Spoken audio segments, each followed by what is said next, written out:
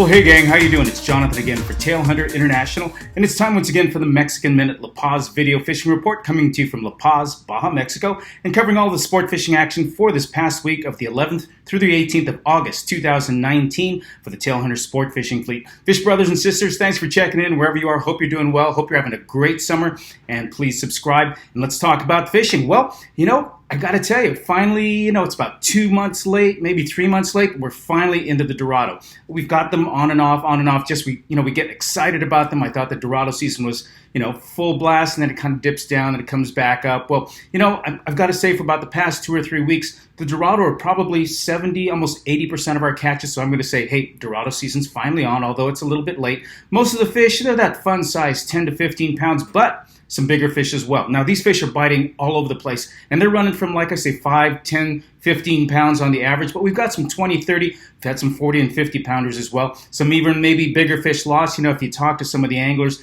they lost the biggest monster of their life, and it was a 60, 70 pound fish. The client's always right, but there's definitely some big Dorado out there, and they're scattered all over the place. They're around near Espiritu Santo Island. We've got them over on the north side of the island. We've also got them around Cerralvo Island, north side, south side, east side. Muertos Bay, Punta Perico, over by the lighthouse. So you never know when you're going to run into them. Now, these Dorado could be, one here, one there. So at the end of the day, you check into your box and you've got 4 or 5, maybe lost another couple, 2 or 3. Or, it could be slow all day and you hit that one big spot where, boom, everybody's on and you're hooked up, your friend's hooked up, the captain's got another one waiting on the line for you. You've got some other ones swimming around you. Suddenly you've got what we call the Dorado Rodeo, where you've got a bunch of fish coming in and it's nonstop action, and then it's gone all of a sudden, but you look in the box and once again, you've got a limited Dorado, but it could be that kind of fun. Or, you hit it early and then after that, it's, you go for some bonito, maybe chase some roosterfish, hook into some other things as well. Now, listen, if you're coming down, and especially for those of you who haven't been down before or fished the Dorado, when you hook onto that first one, you're going to see the captain say, don't put it in the boat yet. In fact, he's going to keep it in the water. Now, this is very, very important. The Dorado are very social animals, and they like to swim normally in groups. So even if you catch one, there could be a second one, a third one. There could be a whole school swimming around. So we like to keep one in the water. So don't panic. The captain knows what he's doing, but we want to keep one around, keep it near the boat at all times because it brings the others around. Conversely, if you lose that one or you let him go, very often he takes the rest of the school with him. So it's very important to hook that first Dorado, keep it near the boat, wait till you get others hooked up, and then bring that first one into the box, and then you start fishing and hopefully catch others. But you'll see that happen very often where the captain will keep one of the fish very close to the boat. So don't panic. Now, other things going on. Are the tuna finally here? I got to say, checking the fish reports, checking our catches every day, it looks like the tuna are starting to wake up. Now, we had about 5 or 6 years where we couldn't even buy a tuna, and that's pretty unusual. We had El Nino come in, water temperatures were fluctuating, and I can see my hands are moving all over the place trying to describe these fish. But and that's Caitlin the cat, by the way, who's shaking the camera behind me. I'm in our studio right now because we're doing some work in my regular office, so that's why you see the background is a little bit different, and she's moving the camera. Anyway, the tuna, we haven't had them in a while. Then the last 2 years, we had some of the best tuna fishing we've ever had. I mean, we had almost the whole year. Fish running from 5 to 10 pounds up to over 100 pounds. Now, this year, it was more like a normal year. We had some big fish show up in the springtime, and then this summer it's been kind of so-so. There have been some big fish around. None of the footballs, just big monster fish that, most folks, quite honestly, just aren't equipped to handle. They get on them and they're on it for 2, 3, 4 hours. Boom, it's gone. Tough fight, great story, no fish in the boat.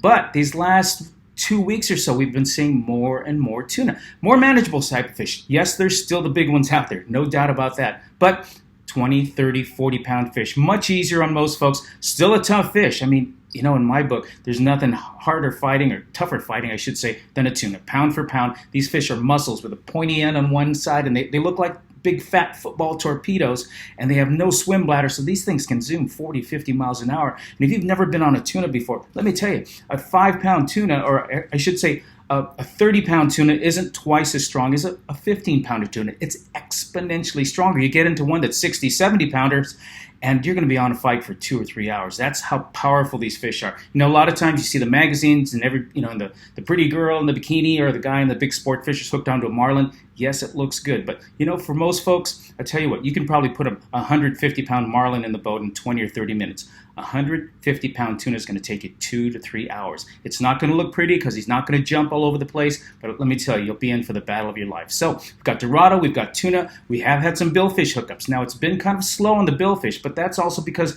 a lot of folks aren't really chasing the billfish, but they are out there. We've had some blue marlin up to about 300 or 400 pounds hooked up. There's still some stripers out there, 100, 150-pound class, and some sailfish as well. Other fish, the roosterfish are still here. Normally I don't see them this late in the year, but they're still around. Some small little, baby kind of fish, 5, 10 pounders, but the big boys are still here. Close to shore, they're eating sardines, they're eating mullet, they're eating our ladyfish, and there are some big horses out there, still in 50, 60, 70, 80-pound class. So if you're still looking for a roosterfish, those are still in as well. Other species, pargo, you're seeing these big giant red mullet kind of fish. Normally, as I've told you before, we don't see those after April or May when the waters start to warm up. These are cold water fish.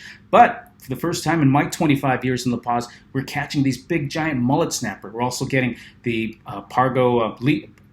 the barred pargo, which are the mulattoes, and we're also getting the big dogtooths as well. Those are the big ones that look like a giant armored bass, and they can go 60, 70 pounds or bigger, all in the rocks, all in shallow water. Add into that Jack Crevel, as I've mentioned, bonito. We're still getting some Sierra, surprisingly, another cold water fish. There's been Cabria, there's, as I said, pargo. There's been a number of fish. I think this last week we might have had a dozen different species. So if you're coming down, listen, if you got a bait in the water, you're trolling the lure, you just really never know what you're going to catch. Everybody is catching fish. They may not always catch fish all the time, but if you have a down day, you're probably going to have a good day. So everybody that wants to have fish is going home with fish or hooking up, okay? One other thing, it's hot down here. The humidity's up, the temperatures are in the high 90s, low hundreds. It feels pretty blistered, but that's the way it is this time of year. Humid, hot, very tropical. Drink water, stay hydrated. We sip water constantly, all day long, even if we're not thirsty.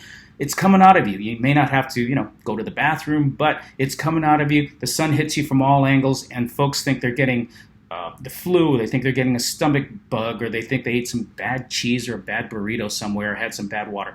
99% of the time, it's because they're not drinking enough water. Unfortunately, beer doesn't count. Mai Tais and margaritas don't count. Got to hit the water, got to hit the Gatorade, got to keep the electrolytes up. So if you're coming down, keep that in mind, okay? Drink a lot of water, stay hydrated, stay safe, okay? Anyway, that's going to do it for our Mexican Minute La Paz video fishing report this week. Hope you're doing well. Thanks for checking in. This is Jonathan for the Tailhunter Sport Fishing Fleet down in La Paz. Have a great week. We'll catch you again in another week.